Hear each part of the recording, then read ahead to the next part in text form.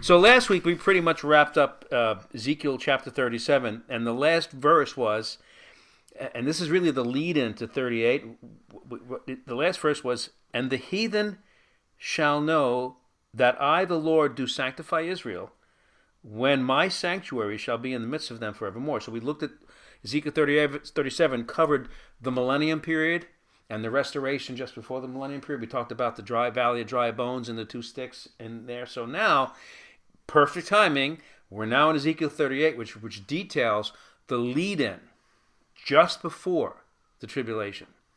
And so there's a lot to cover here. So there's a picture up on the TV behind me, and you have those pictures. We're going to get into them in a minute, so I'll move out of the way. Oh, you can see it behind me. So we're going to talk about that. All right. So it's amazing to think of the link between 37 and 38, where 37 really ends the historical reference, even this historical future reference, but the future past where we are right now, like you just said. Where Ezekiel 38 and 39 are talking about what this very generation we're either going to see part of, or it's going to be right after the rapture. And no one's really sure. We're going to speculate a little bit of when this happens. Will we be here? Will we not be here as the church? We'll talk about that, because this is what this part talks about. Okay? So, here you know that we are given the great end times invasion by a multitude of nations. We're going to talk all about that in detail very shortly, into Israel. It's never happened before. It's never happened like what we're going to see. Okay, it's never happened. Israel really hasn't invaded like that. If you notice, God has dispersed Israel out of the land, but the land really has never been truly invaded and taken over. In the last diaspora, we know that they were pushed out of the land, and then the land laid fallow for so long that no one could even really settle there. The last inhabitants were the Ottoman Turks, and no one really ever built a civilization there until God allowed it to start raining, and the rest is history. So as we move forward, not only keep that in mind, okay, but keep in mind these important things, that we have to look at what we're reading in the context of exactly what's happening right now. Now, each and every one of us, have different understanding of the intensity and the state of global affairs. And I used to be able to study a lot more, because everything's happening so fast I can't keep track of it, and I have a normal job and a normal life to live. But I've got some detail here that I'm going to go through, because it's really have to be key. We have to be very granular in how we understand things are rolling out before us. So let's go to Ezekiel chapter 38, and we'll start in verse 1, of course. Can you hear me okay, Jesse? All right. Ezekiel 38, verses 1 through 7.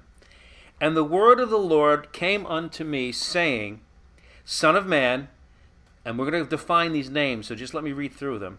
"Son of man, set thy face against Gog, the land of Magog, the chief prince of Meshach, and Tubal, and prophesy against them." We're going to define those, but just remember, this is what God is saying to Ezekiel.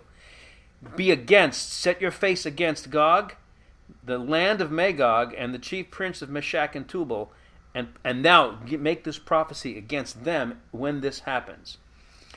Verse 3, "And say, Thus says the Lord God, Behold, I am against thee, O Gog, the chief prince of the chief prince of Meshach and Tubal. And I will turn you back." And the old proverbial hooks in the jaws, we're going to talk a lot about that later on, but we're going to lead up to that. What's that hook in the jar? But listen to this. This is what's going to happen.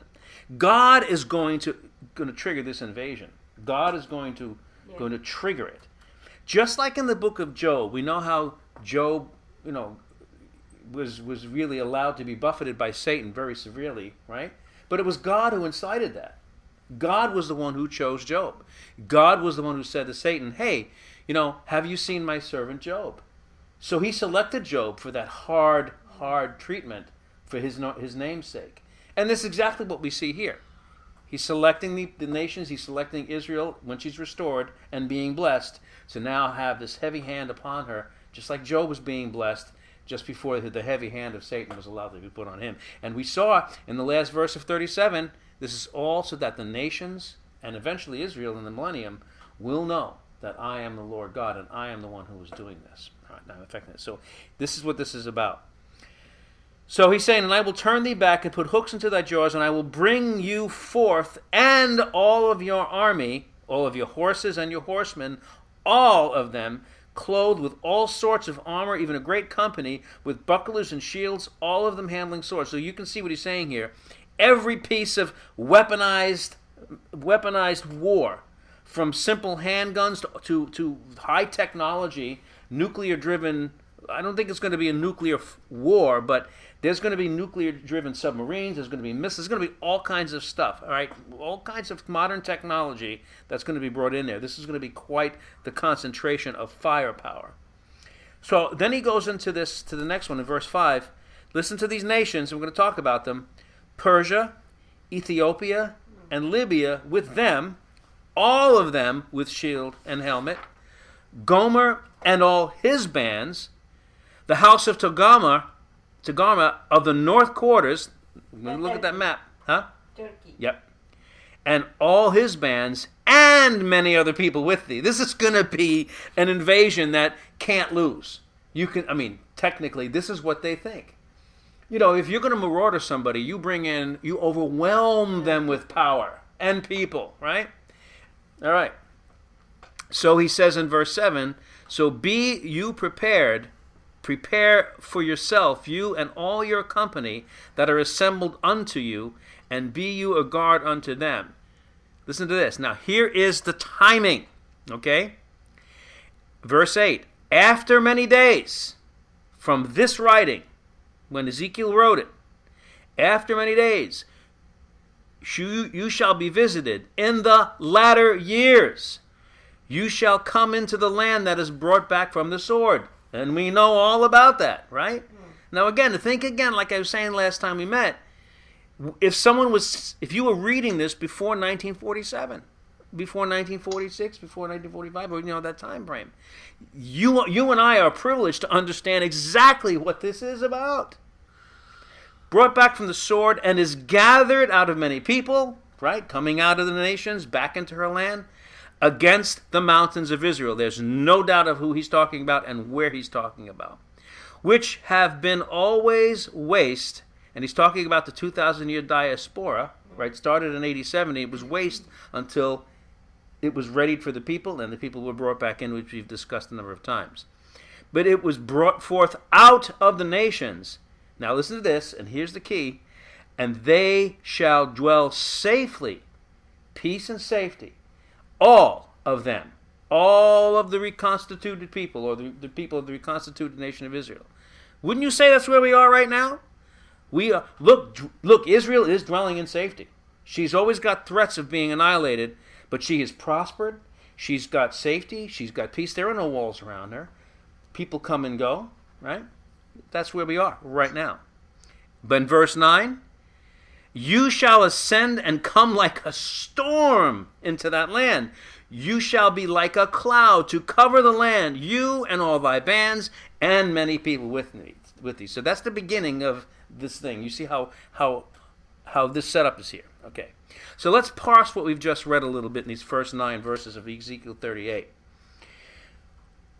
As the foundation of the events and who's going to be involved in them. We already see it's defined the time. There is no doubt the latter years, the latter days, right? After many days, we're right there. The conditions of the land, it's been brought back from being desolate. The people are there, brought back from many nations. There was no question. No question. This is a now prophecy. And what did Jesus say about the time after all of this happens there? About that. He says, and all of these things shall come to pass before the generation that sees these things. Well, the generation that sees these things come to pass, these things right here, right? That sees Israel come back, shall not pass away until all these things be fulfilled. We are that generation. There is no mistake. There's no mistake. I don't know, but that's what I think. Well, you're right, but wouldn't go as far to say you don't know, Felicia. Look at the world around us. How many times do we hear people say it's unprecedented? The things that are happening geophysically, geopolitically. The planet has never seen these things happen. Right? Never. And there is no longevity. We can't keep going like this. The intensity of everything. We're going to talk about it a little bit more. So I wouldn't go as far as say you don't know. You know very well. No, I know. And I know we always want to hedge our bets, right? We don't want to be too forward. Well, maybe Jesus, maybe we got another 100 years. No, we don't. No. It's a generation. The only argument could be is, when is a generation? Is it 70 years? Is it 40 years? There are different aspects or different possibilities in Scripture. But we know it's not 200 years. Yeah. What Scripture was the one that said, when you see these things come to pass, not one generation shall... It's in the book of Matthew somewhere. I can't remember exactly the Scripture. You can look it up on your word search. But Jesus said it himself. Yeah. Okay. So Matthew 24, yeah. Matthew 24, thank you. All right, so who are Gog and Magog? The kinds of crazy names. It's Russia. Well, yeah, but we want to. But what we want to do is we want to verify that. We don't want to just say it because we've heard that. You're right, but it's north of. Right. But we're going to verify that. We're going to verify it. We're going to let Scripture show us, and that's what I wanted to do tonight. Okay, because we know it's Russia, huh? With the map. Get the map. You see the map up there? That's the map. My little drawings on there. That's the map. All right. So who are Gog and Magog? Well, Gog refers to the military and monetary or economic leader of the stated coalition of nations that we just saw. Persia, Togarmah, all of those, right? That is going to come against Israel and actually invade the land. So we're gonna talk more about Gog shortly, but this is who Gog is. But what is or who is Magog? Right? Magog is actually a biblical people group that over time migrated to the territory identified by the same name in Ezekiel 38. I'm going to turn there. You don't have to turn there, but just listen. As a people group, how do we know that? The Bible's going to show us. Just listen very carefully. I'm going to read Genesis 10, verses 1 and 2, and then 1 Chronicles 1, verse 5. These tell us who Magog is, okay? Genesis 10, verses 1 and 2. Now, these are the generations of the sons of Noah. So we know who we're talking about here. Shem, Ham, and Japheth. And unto them were sons born after the flood. So we know this is post-flood, okay? The sons of Japheth, okay?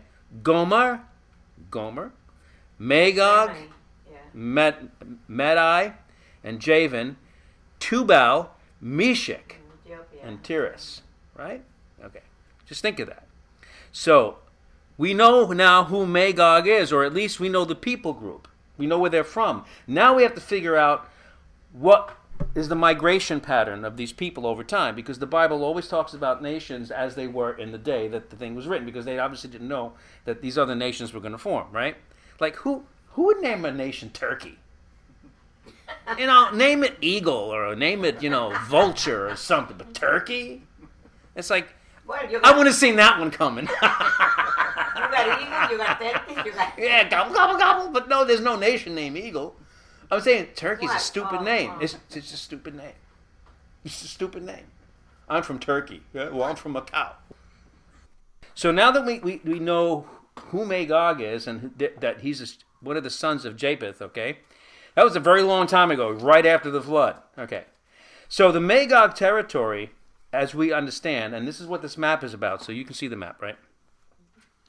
The Magog territory is the vast expanse of land directly north of Israel, so we know it's directly north, beyond what is known as the Caucasus region. All right, so if you look at the map, and I have a picture of it in here too, right? You can see it laid out on the map, and you notice that there's a yellow or an orange arrow coming up from the little sliver of land called Israel right now. And the Caucasus is right here around Georgia, Armenia, Azerbaijan, and it encompasses part of what is now Iran and also part of Turkey. But still, I'm going to talk about these in a second, these nations that are circled in purple here, or this pinky kind of thingy. But directly north, you're right, as you know, is Moscow. That's directly north. So we know that this is the region, okay? But we identify the area using the Caucasus region because the descendants of Magog were later called the Scythians. Or the Scythians. The Scythians, right, or Scythians, so how do you even pronounce it? But these are the ones who evolved into the people who are known in Russia and these other nations that are around her. These are the people that settled there. These are the people who migrated. This is Magog. They migrated this way from this land, from Iran, Iraq, that area, right, all the way up here. Israel, obviously, all the way up here, from this promised land area all the way up. So this is where they spread out to. Huh? All the good people. Oh, the good people, yeah. So it is from the Scythians or the Scythians that the Slavic people seem to have descended, and this is who reside here today, the Slavic population. So all of these nations that you see on the map there that are circled in pink or purple, whatever you want to call this, is actually where most of the Slavic population lives. Okay, and this is now remember the old Soviet Union. Now it's all the Russian Federation, but this is a modern day part, and you see how close it is to Europe and everything else. But so not only is the area directly north of Israel, but it's all of these people. So Gog is going to be in the land of Magog. This is really the land of Magog directly north of Israel. So this is how we know that this is what the Bible's talking about. The Slavic population mainly inhabits the larger territory north and northwest of the Caucasus region, the Caucasus region, which I put in the box here.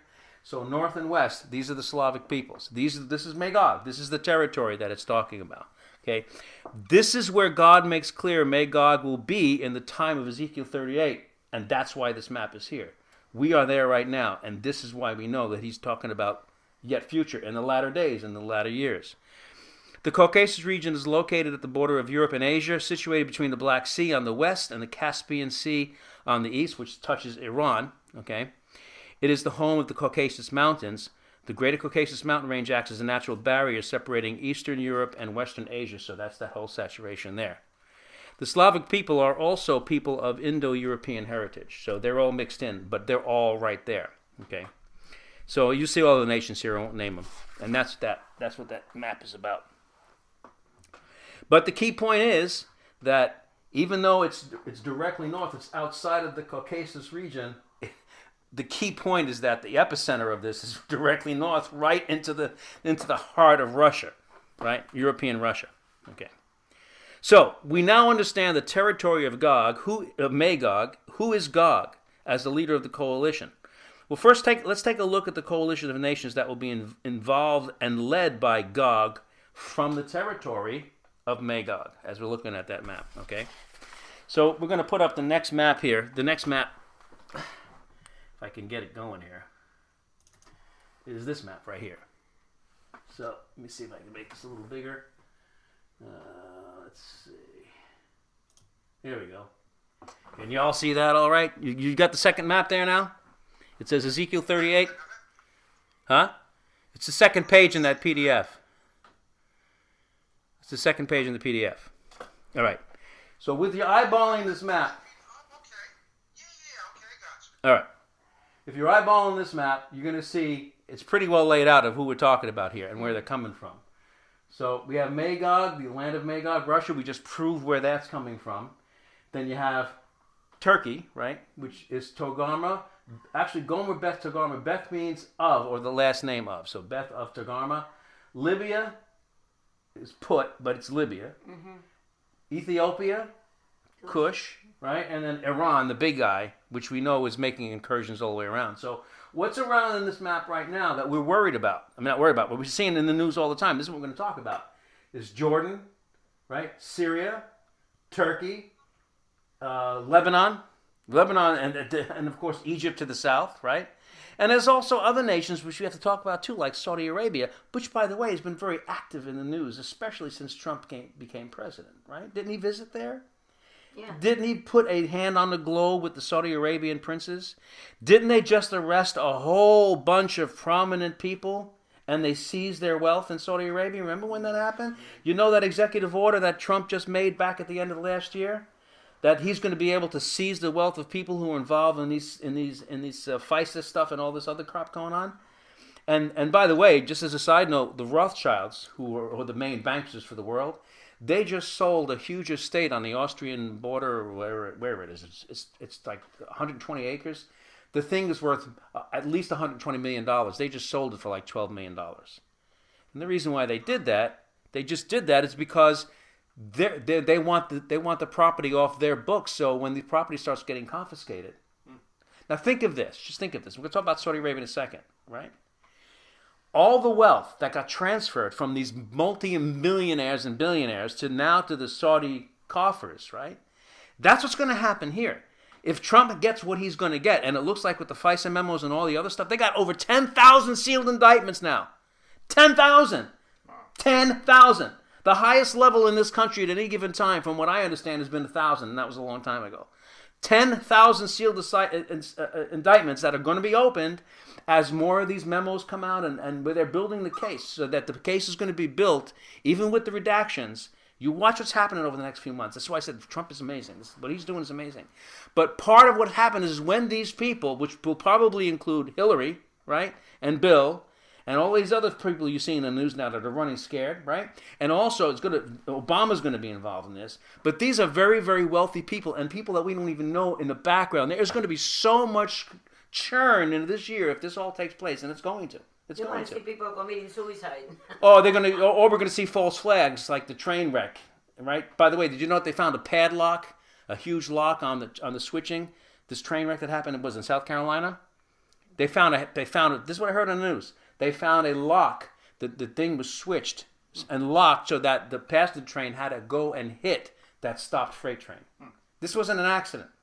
The garbage truck on a leased train, a leased Amtrak train, that was only for the GOP officials that were going to their retreat or their bunker, was a garbage truck.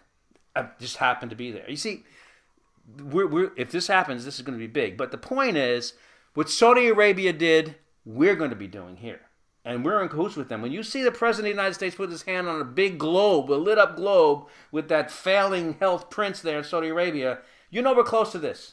So let's talk about those nations in a minute. And it does also talk about the United States and England. We'll get to that. Okay. All right. So, the detail that we've just seen, we can confidently call that Gog is a leader of Russia at the time of Ezekiel 38-39 come to pass. But let me ask you this question, and we're going to go over this. Is it necessarily Vladimir Putin? He is the leader of Russia right now. But we're going to talk about who this man is in a minute, okay? Because we know him now. He's been around a long time. We're not back in the days of Ezekiel or in the days before Putin. So we know that Gog is Putin. He's got to be, all right? We know who the Magog people are in that territory is. We know who these nations are. We're seeing them on this map. But we're going to look into this. That's what I really want to do tonight. I just want to orient us by giving you this information. So, the big three on this map that are going to drive this invasion are going to be Russia, Iran, and Turkey. Okay? The others are going to follow suit. That's why you don't hear much about them yet. Okay? So we should watch these nations very closely. And I've got some information. In fact, I have a news article. I haven't done this in a long time. Remember I used to just bring news articles in my old Bible studies? I got a news article I'm going to share with you in a little while. All right. So now we understand the territory. We understand the nations, the modern-day nations, and we know what's going on. We're going to talk about that. So we're close. But how close are we? Is Gog Putin? Maybe, maybe not. Right? Where's the United States in all this? Where's Saudi Arabia in all this? Because we know that they're mentioned. I'm going to go to those names which you haven't talked about yet shortly. But if we can determine that, we can also analyze the attributes of the leader of Gog, which we're going to do, the Russian Federation.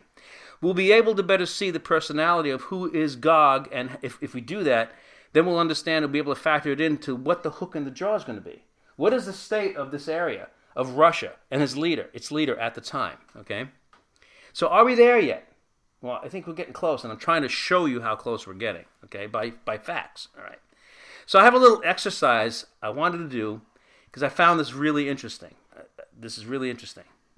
Let's imagine for a moment that we're not in 2018, that we're back in 1978.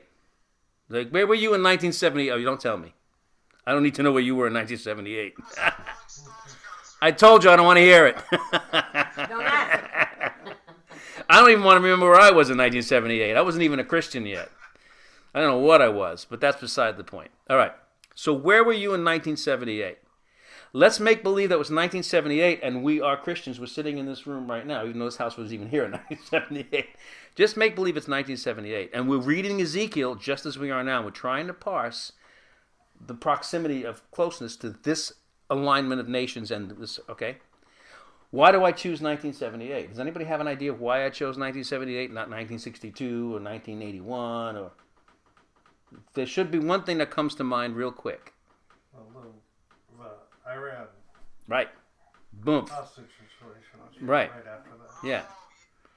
It's when the Shah of Iran was replaced by Ayatollah Al-Khamenei, right? Okay. Yeah. And Carter was the one who triggered this thing. Okay. That was a big, big trigger. But it hadn't happened yet for us because we're in 1978. So what was it like in 1978? Okay. It was a year that saw the end of Iran, just before the end of Iran, so it wasn't the end of Iran yet, or the modern-day Persia, as a moderate friend of Israel. And at the time, not only was she a friend of Israel, but she was one of Israel's greatest allies, Iran. Iran. So if we were sitting here in 1978, we would say, how could that be? How could it be? See how quickly things can change? Okay, what else? Okay. Well, we know that 1979, because you just said it, Lawrence, is when Iran changed. And it became the Islamic Republic of Iran under Ayatollah Sayyid Ruhollah Musavi Khomeini. Now, Khomeini he was in exile. He was in France, I believe. And he was looking for a time to come back. And part of the Shah being displaced was him being brought back and installed immediately and forming the Islamic Republic of Iran. So, there was the revolution, and that's what the hostage thing was all about, right? Hating America and all of that stuff. And then Reagan stopped that, but he wasn't going to stop what happened, and so you see the rest of the story. But this is the key, right?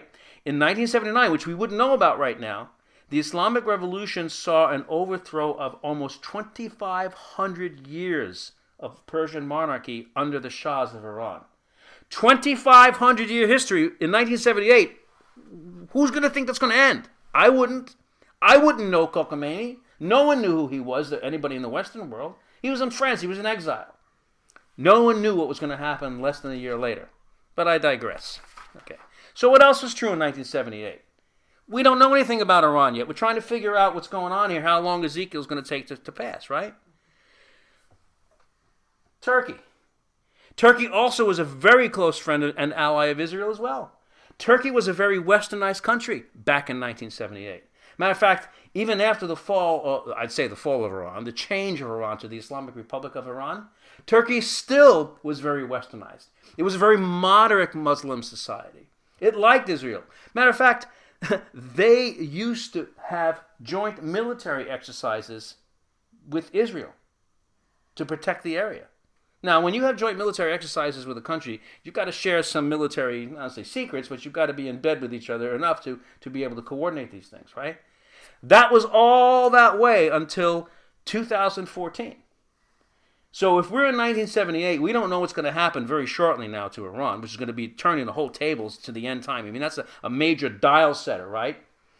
But we also now have quite a number of years yet before Turkey turns, but it does.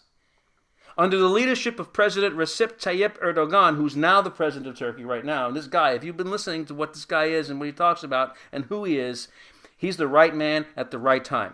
And the nation is now basically an Islamic republic too. But there's more about this man. But Turkey has been turned wholly over since 2014, which for us and now wasn't that long ago, to radical Islam and rabidly against Israel. I'm going to read you an article in a minute, okay? Just last year, now we're back in our current day, we're not in 1978 anymore, so we all look older now, right? Just last year, listen to this, Erdogan pledged that his government would work with the Palestinians, who we know now are trying to, we know about the two-state deal. We know that how Trump is working against them, but wants the two-state deal. You see, this is all the thing. But we know that we know what the Palestinians are, and we know what they're focused on, right? But he said this. This is what he said. He's going to work with the Palestinians to guard against the, quote, Judaization. This is not even just a word, but this is how they wrote it. The Judaizing of Jerusalem. That's what Erdogan wants. He doesn't want Jerusalem to be Jewish. He doesn't want it to be Judaized. He wants to keep it pure. That's what he said last year, right? Now, the Palestinians, have been digging under Solomon's stables under there to get rid of all of the artifacts so they could say that there was no temple, there was no Jewish presence on there, right? So you see how all this is tying together, all right? So he along with the others, including Mahmoud Abbas now. Did you know Mahmoud Abbas, the current Palestinian leader? He wrote a thesis in 1973, and his thesis was proving the Holocaust never happened. That's what he did. I'm kidding you not. Okay? All right. Listen to this. In a speech of May of last year, 2017, Erdogan repeated an earlier call for the Muslims from around the world to, quote-unquote, visit Al-Aqsa Mosque, the big mosque on the Temple Mount. Right? Quote, as a Muslim community, we need to visit Al-Aqsa Mosque more often, he said. Now remember, they're told in the Quran to pay homage to Mecca and that black obelisk, the black cube. Jerusalem's not even mentioned in the Quran. But what he's saying here, you have to now focus on Jerusalem. You must come and visit Jerusalem. And he says, each day that Jerusalem is under occupation is an insult for us. This is a country that was modern and westernized until 2014. And since then, all hell is breaking loose under this man. Okay? So prior to the now 7-year-long diplomatic standoff between Erdogan coming into power there in prominence, Turkey was not only an ally but a westernized friend of Israel. And like I said, they used to have joint military operations. So what about 1979? Well, we move forward 1 year from 78. It was the tip of the spear of the end times configuration of nations. And I hope that I just proved to you where we are. Because if we was reading this in 1978, we wouldn't have any clue. But in 79, we could start seeing. Right? Okay. 40 years is a relative blip on the timeline, but 40 years is a pretty long time. But look how quickly it passed, and look where we are. Okay, so Ezekiel 38 is, because of all of this, one of the most important prophecies of the Bible since 1948. That's why I'm saying it's a now prophecy. We can look at all the other prophecies of the Bible, right? But this is now. This is what I'm stressing. Dealing in the Russian component, and let's talk about Russia. Most of us know that Russia has been driven to worldwide powerful prominence since the breakup of the Soviet Union. Remember the wall came down? Okay? All that really was, and I know it, a lot of people know it now because we see what happened. Hindsight's kind of 2020. Russia had to regroup because they had the Cold War didn't do anything for them. Okay? They were pretty much dead. So they actually had to allow themselves to be disbanded by our American hero, right? Reagan. I'm not saying he did the wrong thing; he did the right thing. But remember, they had what was the guy with the map of Russia on his head? Gorbachev, right? We had Glasnost and Perestroika, and all those. All of a sudden, they were going to free Russia, and Reagan was leading the charge, right? And they were all going to be friendly and all, yeah, right? And tear down that wall, right? They all did. Why? Because just like the Muslims, that they do is, when they know they're losing and they need time to rearm so the enemy won't destroy them, they make believe that they're raising the white flag. And they take years. It took years, and Russia was almost at collapse. Well, not really. Look at what happened when they came back after they regrouped. Just like Hamas does, just like the Palestinians do, right? It's all the same thing. So now we have that power play. So if we were talking about this in the 1990s and Russia's collapsing, we'd still have the same problem. In 1978, we wouldn't know Iran was ready, right? We wouldn't know Turkey'd be ready. And in 1990, we might have said, oh, Iran's ready. It's 1990. Let's go. Let's get this thing moving. And then we say, well, wait a minute. Russia's collapsing. Where's Gog going to come from? Gog ain't going to do what? Who's going to lead a coalition now? Gog is dead. No, he's not. And that's my point. We know that the major thrust of Russia is their effectively unilateral takeover of the country of Syria, and that's what they're doing. That's what they're doing right now. That's their major thing, right? What else are they doing? Nothing really else. They're looking for worldwide dominance. Because their economy's suffering like crazy right now. We'll talk more about that in a second. Okay, but really, everything that Russia's doing is involving Syria. Every time you hear about Russia, it's Syria. Okay.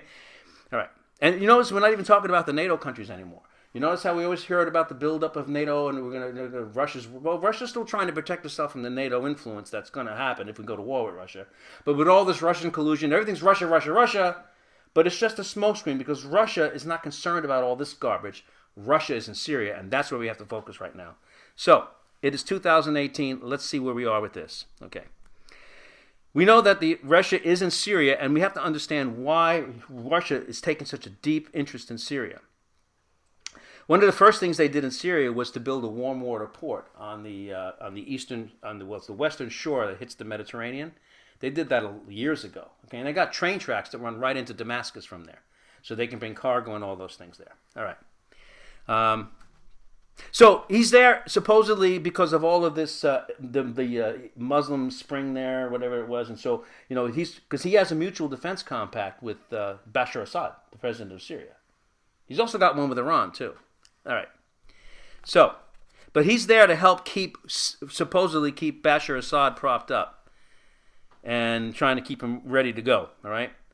But who else is in Syria right now? Any names? Look on that map.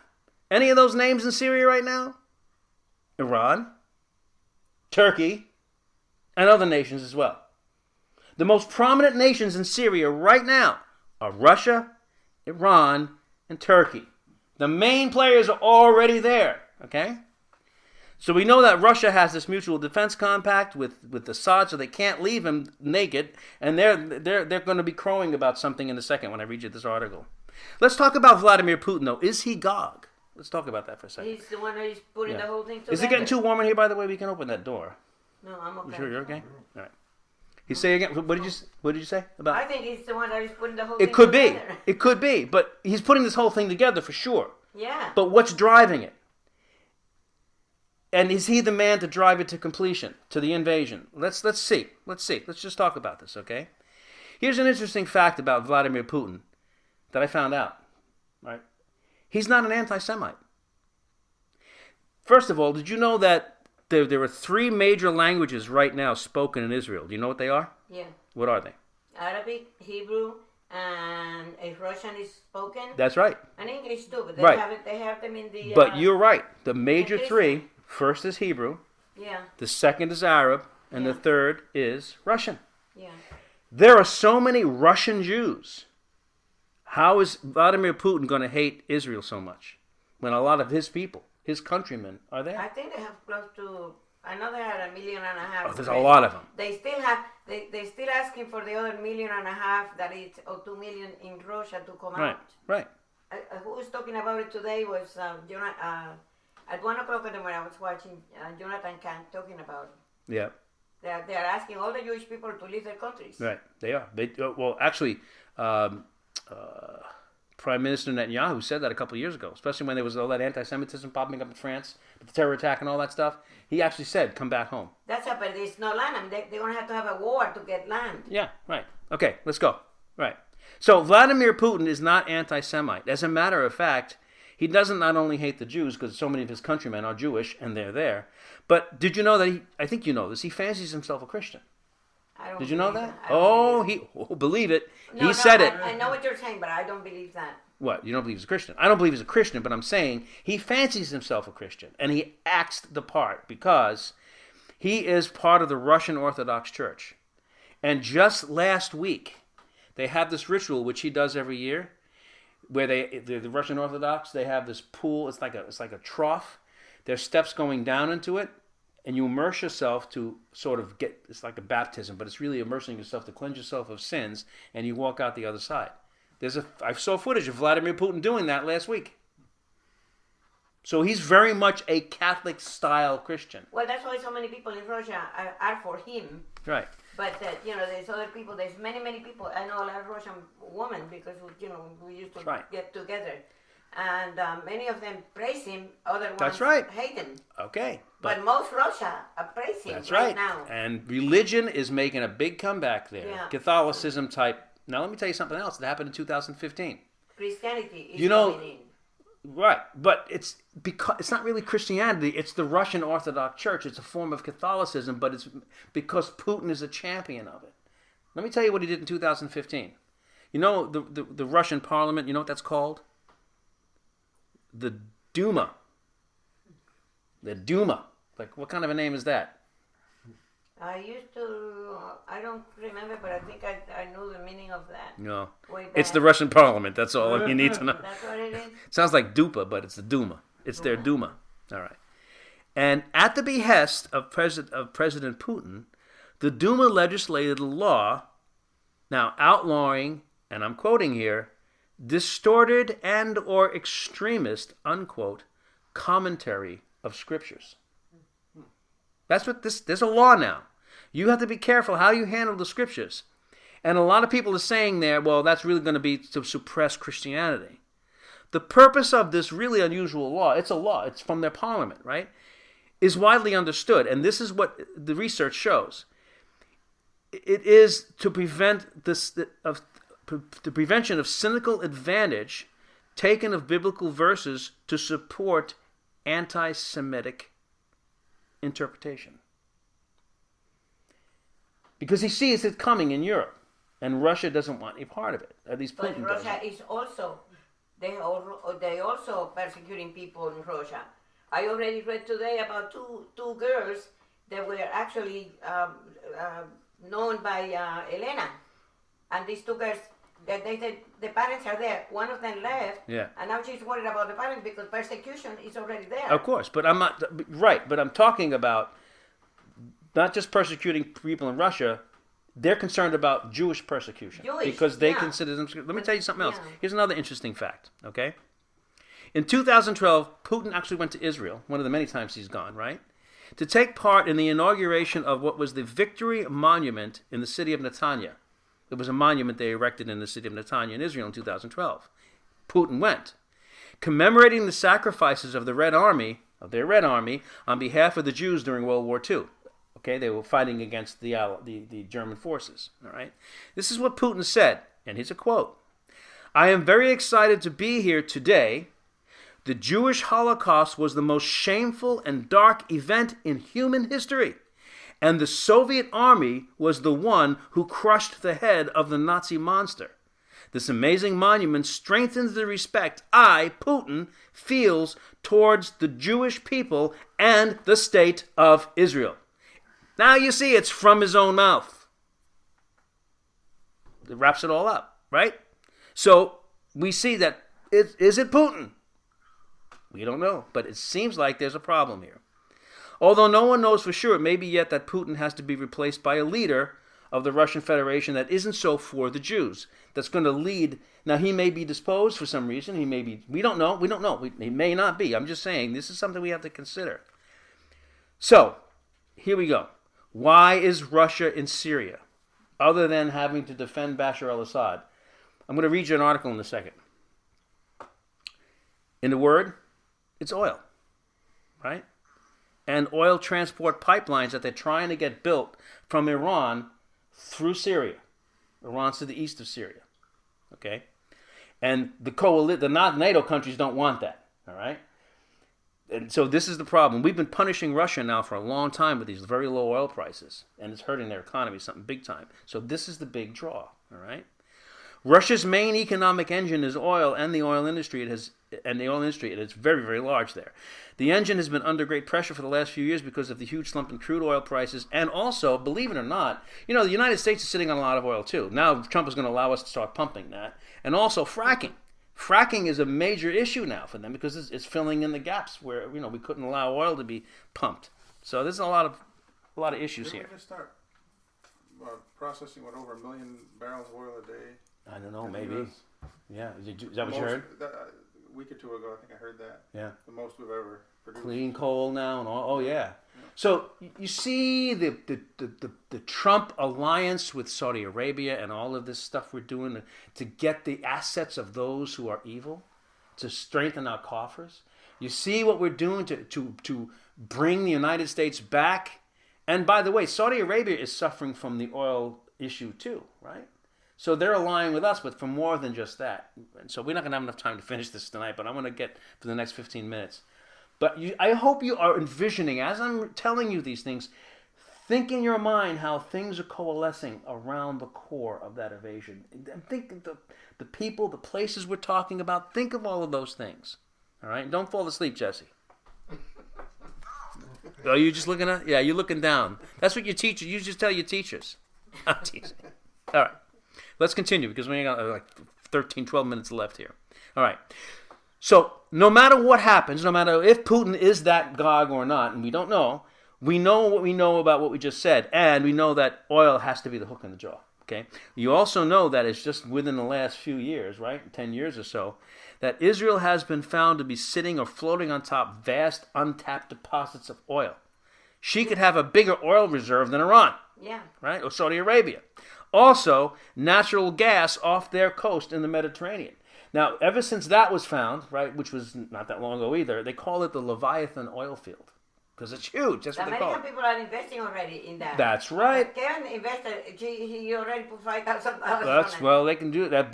But they also need. See, the thing is, Israel needs Americans, and they're also Russia. Putin started really salivating there. He's been arranging. It's a horrible thing because the Arabs will try to stop them from digging, and there have been American people. Because they want that oil too. Everybody, I mean, the gas. Because Yeah. the Hamas is in Gaza, which is right on the Mediterranean. Right, they're right there. So everybody's on the Mediterranean, everybody's looking there, right? So it's either Syria or the Mediterranean, or what's under the ground, and, you see where this is going, right? Okay. So here is it. We just went over a lot of things here. So as Ezekiel was impressed to say about Gog and his coalition, now that we know a little bit more about it, we're starting to think about the way things are right now is at a critical point that they've never been at before. Okay, we proved that. Ezekiel 38:13. Now we're going to have a couple of other nations here, or peoples that we haven't mentioned yet. Sheba and Dedan, and the merchants of Tarshish, with all the young lions. Now remember that. Sheba and Dedan, and the merchants of Tarshish, with all the young lions thereof, shall say unto thee, Russia and the coalition, they're going to say it to them as they're doing the invasion. Now remember, Sheba and Dedan are not part of the invasion. They're not. They're looking and they're saying, with the young lions, we're going to define these in a minute, shall say to them as they're getting ready to this coalition to invade Israel. They're going to do this, right? And they're saying, wait a minute. Huh? Are they going to join? No, they are not going to join. Oh, because Tarshish is Spain. No, it's not. Just listen. They say, look, are you coming to take a spoil? Have you gathered your company to take a prey? To carry away silver and gold? To take away cattle and goods? To take a great spoil? And the answer is yes. But you see, they're saying this from the sidelines, okay? The answer is emphatically yes. But instead of doing anything about it, all they're saying is, really, what are you doing? Come on, we're looking for peace here. We almost got it. Everybody loves Israel. Okay. So, this is exactly why Russia and under Putin comes to Syria. They're getting ready for this spoil. Either under Putin or somebody else, but this is where they're headed for. They're headed in there for the spoil. And let's take a look. I'm just going to turn there. You want to turn there? Isaiah 17, verse 1. We're going to read that real quick here. Let's see what has to happen first before Ezekiel 38. I'm pretty sure this has to happen first. Michael Shiva. I'm going to tell you in a second. Oh. The burden of Damascus. Now, do we know, are we sure that it's the same Damascus we know today? Yep. And how are we sure of that? It's been around for 7,000 years. That's right. It is the oldest settled city in the world. Right. It has not changed. You're absolutely right. And we know that. History, like we just talked about, history does tell us some things. So the burden of Damascus, in Isaiah 17, behold, Damascus is taken away from being a city. It's never been taken away from being a city before. Not until this happens. And it shall be a ruinous heap. It's not going to be taken away from a city. It's not going to be rebuilt. It's going to be done. And the cities of Aroer are forsaken. They shall be for flocks, which shall lie down, and none shall make them afraid. Basically, it's the area surrounding Syria. And I don't even know where those are. I remember the names of the towns. Not now, but I had the names of the towns. But the larger area around Damascus is going to be devoid of human beings. It's going to be uninhabitable except for animals. Okay. Let's skip to verse 4. And in what day? That day, the latter days, latter years, it shall come to pass that the glory of Jacob shall be made thin, and the fatness of his flesh shall wax lean. Why? Because this is now going into invading Israel. Right? So even Jacob Israel is going to be, this is a pretext to that. That's what I get out of it. Verse 7. At that day shall a man look to his maker, and his eyes shall have respect to the Holy One of Israel. So what he's saying here is key. It's at a very cusp. Remember what we saw at the end of Ezekiel chapter 37. God is going to make his name known to the nations by doing this. That's what we just read. It's going to happen in Isaiah 17. Isaiah 17 verse 8. And he shall not look to the altars, the work of his hands, neither shall respect that which his fingers have made. No more idols, either the growers or the images. In that day, what day? That day, the day of Jacob's trouble, this stuff and that. In that day shall his strong cities be as a forsaken bough, and an uppermost branch which they left because of the children of Israel, and there shall be desolation. Skip to verse 12. Woe to the multitudes of many people. Now you see how this is engaging now. This is not just Damascus. This thing is widening. Woe to the multitudes of many people which make a noise like the noise of the seas. This is a multitude of people that are going to be involved in this thing. And to the rushing of nations that make a rushing like a rushing of... Can we get any more clear metaphoric reference to what this is going to be? A tumult of bucklers and shields and all the people and the armaments, the hordes from all of these nations right here, right? They're going to come in like the rushing of mighty waters. Verse 13. The nations shall rush like the rushing of many waters. But God. I love when the scriptures say, but God. But God shall rebuke them, and they shall flee afar off, and shall be chased as chaff of the mountains before the wind. Like, blow them away. And like a rolling thing before the whirlwind. And behold, now listen to this. In all of this, behold, at evening tide, or just at the evening, there's trouble. And before the morning comes, Damascus is flattened. This is going to be, when it happens, it's going to happen like that. Quick. Okay. So we got a couple minutes left here. So, let's take a look here. Now that we've parsed this first part of Ezekiel 38, verses 1 through 9, I hope you see, hopefully I've made a good case here for why we're pretty sure we are where we are, okay? Okay. And how we support where we are. Let's continue. Let's go to Ezekiel 38, verse 10. Let's move on now. We're going to talk about the rest of this here. Thus says the Lord God, it shall come to pass that at the same time shall things come into thy Gog's mind, okay? And you shall think an evil thought. And you shall say, aha, I will go up to the land of unwalled villages. Now what's he going to do? I will go to them that are at rest. Israel's at rest right now. She really is. That dwell safely, peace and safety. All of them dwelling without walls. There's no bars and gates around Israel. People come and go all the time, right? They have the Israeli Defense Force. They're fine. All right? Verse 11 of chapter 38. Also, right at this moment, aren't the prospects even better for peace and safety for Israel? With Trump at the helm of the United States, her greatest ally, now daring to put her on the map, saying that Jerusalem is her capital, and no one's really thought riots were going to happen. Remember all the things that were supposed to happen? None of that happened. Now you've got Saudi Arabia, by the way, telling the Palestinians to knock down, calm down, because we want a peace deal. Don't do anything. You see, Trump went to Saudi Arabia. Jeddah and Sheba, by the way, spoiler alert, is Saudi Arabia. They're the ones on the sidelines that can't do anything. You're going to know why. Saudi Arabia is a huge friend of Israel right now. Huge. But it's not because they love Israel. It's because their mortal enemy is Iran. And they know that any nuclear fallout is going to hit them. And Iran wants them dead because they hate them because they've been in bed with the West for all these decades now. And especially Trump went over there and they accepted him and they love him. You kidding? Iran wants them just as dead as they want Israel dead. Verse 12. To take a spoil and to take a prey. Isn't that exactly what Sheba and Dedan were asking? Well, that's what he's doing. They're taking a spoil, take a prey. A thought comes into his head. To turn your hand upon the desolate places that are now inhabited, right? Was desolate till 1948. That are now inhabited. And upon the people that are gathered out of the nations. There's no better definition of what we're talking about here, what God's talking about. Which have gotten goods and cattle that dwell in the midst of the land. Now, here's the one. We're going to stop with this shortly. Sheba and Dedan and the merchants of Tarshish, with all the young lions thereof, shall say unto you, are you come to take a spoil, like we just said? So, what we just said, I gave you the spoiler, right? So, who are Sheba and Dedan and the young lions? Well, this is what's being said about their position with Gog and the coalition that is invading Israel, right? They're observing it, and they don't particularly like what's going on. They're not part of it, but they can't do anything about it. Sheba and Dedan are modern-day Saudi Arabia, okay? And Saudi Arabia, we know right now, they're not really aligned with Russia. They're a Muslim country, but they're not aligned. They're more aligned with us, and they've always been, especially since the 40s, right? Yeah, that won't happen for too long. Now, I'm going to read one more piece, and then I wanted to read that article, but I'm not going to have time. We'll have to pick this up next time.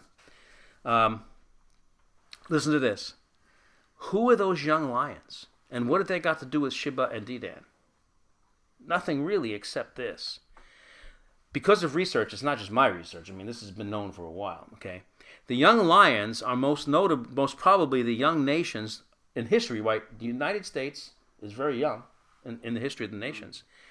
And the United Kingdom is very young, right? And we were spawned from them, okay? And also, the lion is the national symbol of Britain, of the UK, okay? And we're the young lions because we are spawned from them. So it's the UK, actually Britain and the British Empire, even though with the remnants of it, and we're part of that. So it seems as if that Sheba and Dedan, Saudi Arabia, the United States, and the UK, which would probably also mean some of the NATO countries, right, are saying, whoa, we thought you Russians and everybody were going to see peace. There's an article I'd love to read. I'll read it next time. You're going to see that they're not expecting this, especially now with Trump at the helm. You see, this is the key. Trump is something. Trump factors greatly into this. So it strongly seems that something has happened to irredeemably bring low the economic and wealthy powerhouse of Saudi Arabia, which is right now, I said, aligned with us and Israel, okay, and because they're scared of Iran, okay, and also the United States. Iran calls Israel the little Satan, and the United States the big Satan, and anybody who sides with them are demons, and they must be eradicated, and that's why this is going on. So these nations asked the obvious question, have you come to take a spoil? We weren't expecting this. We were going to expect peace. Putin loves the Jews. Putin's a Christian, right? Putin is trying to tell Assad to back down. This article, I'm going to read you the article right now, okay? And then we'll close. Is that right? This is amazing. This is from Ynet News. Now, Ynet News is an Israeli news outlet, okay? All right? It's online. It got papers. It's an Israeli news outlet, so it's not like a far left. You can't find it. It's Ynet News. It's like Haaretz, okay? This is an article from November 22nd, 2017. So this is just recent. This is going to wrap this up for us tonight. Here's the title of the article. Putin holds a victory summit in Russia with who? Erdogan and Rouhani. Okay? Listen to this. Remember President Mahmoud Ahmadinejad, right? Now, Rouhani is the guy who took his place. So Russia is holding a victory summit, Putin is holding a victory summit in Russia with the president of Turkey and the president of Iran. Who's the trio that's going to be leading the invasion here? Okay, November 22nd, 2017. Russia's Putin meets Iran's Rouhani, Turkey's Erdogan in Sochi, in there, right? In Russia, to discuss Syria's post-war prospects. Wouldn't you say that looks like they're getting ready to wrap up all of this garbage going on in Syria? And that's what Sheba and Dedan and we're going to look for. We want to see that happen. That's what this is about. This is a quote. We've reached a new phase, says Putin, while underlining the need for compromises, including on Assad's part.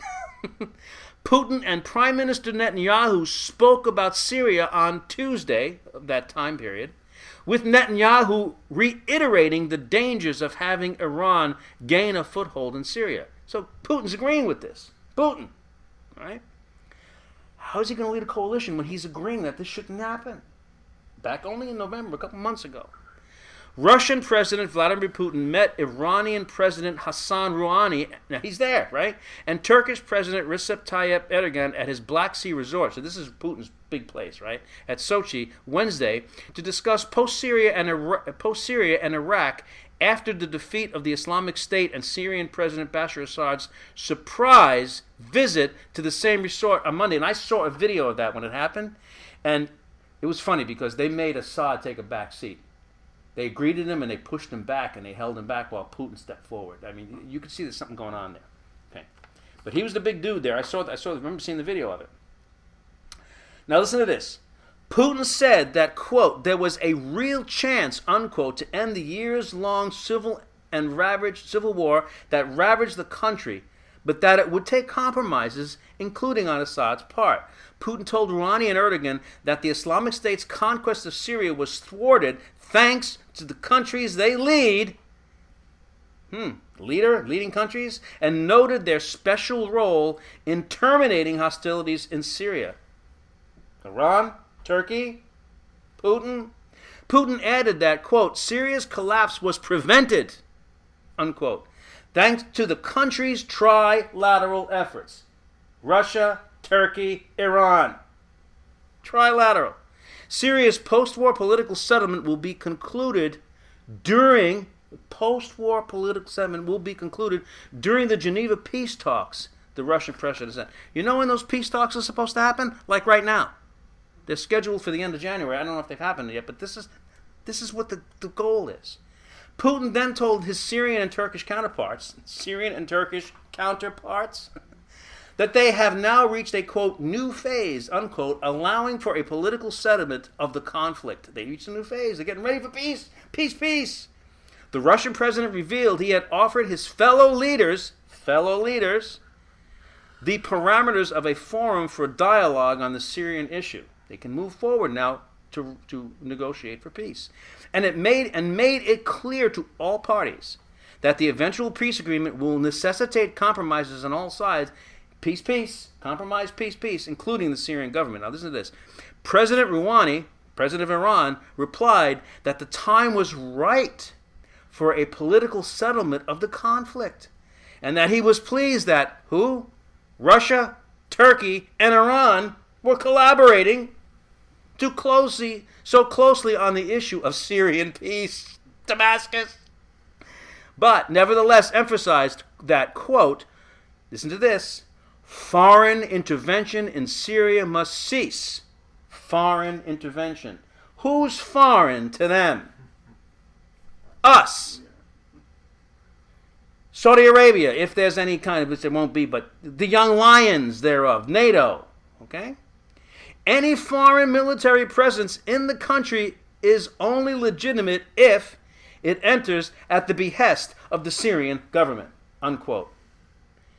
Shortly after the meeting, the Saudi El Araiba network reported that the draft of a final statement by a Syrian opposition meeting in Riyadh called for the departure of President Bashar al-Assad. So you see, they're protesting a little bit here, right? This is Saudi Arabia.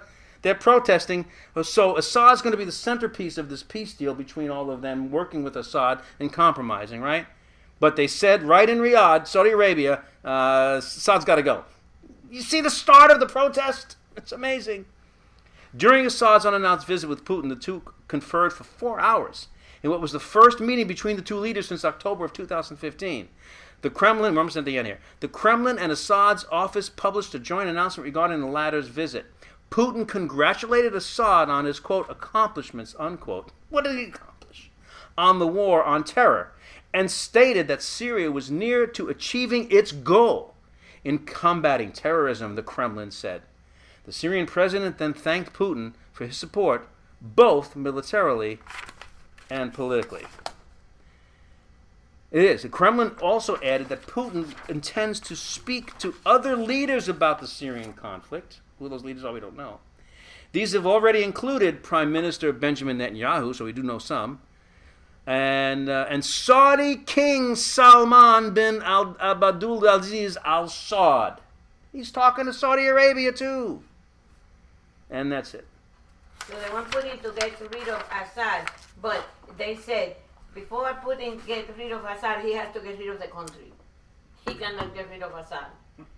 Do you see Iran, Turkey, Russia meet in November, just before the Geneva talks, supposedly like right now, with the agenda being the post-war wrap-up, that Syria is done. It's going to be okay. The war is over. There's going to be compromises all over the place. He's talking even to Saudi Arabia. And the only thing Rouhani said was, it's all good, but we got to make sure that the foreign countries don't have a direct stake unless they're invited in by Assad. Now remember, they said Assad's going to have to make compromises, so maybe we, the United States, are looking that maybe eventually we'll be invited in. I don't know. But you see how much of a surprise this could be if all of this is supposedly working out, and then bam, they all invade?